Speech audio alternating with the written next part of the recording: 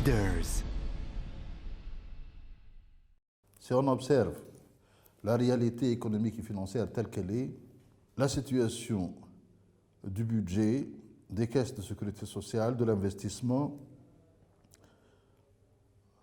de l'endettement a atteint un niveau plus que préoccupant, un niveau très dangereux, au-delà duquel il s'agit désormais de l'indépendance politique du pays. Bien entendu, ces aspects-là ne semblent pas concerner la population de façon générale, encore moins la classe politique, les élus et le reste. Pourquoi? Parce que depuis 4 ans, on observe une espèce de distanciation entre les préoccupations normales de la population et la situation politique telle qu'elle est, la situation financière telle qu'elle est. La question actuellement est de savoir comment arrêter l'hémorragie. Est-ce que des solutions du type transitoire ou provisoire, telles qu'elles ont été mises en place par les 6 gouvernements successifs depuis janvier 2011, est-ce que ces solutions sont suffisantes? Non, certainement pas. Une politique de court terme, c'est-à-dire le budget, doit pouvoir s'inscrire dans une politique de moyen terme, c'est-à-dire le plan.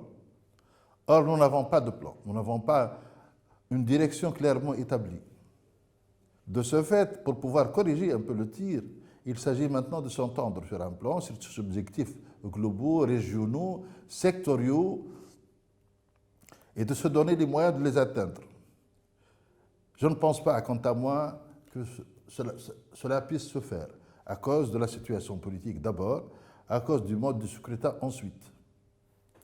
Avec la proportionnelle de liste, il est impossible d'envisager l'émergence d'une majorité solide, cohérente, suffisamment solide et suffisamment cohérente. Donc il reste une autre solution, c'est-à-dire la solution qui a été plus ou moins adoptée il y a plus d'une année, qui consiste à aller vers la constitution d'un gouvernement de salut public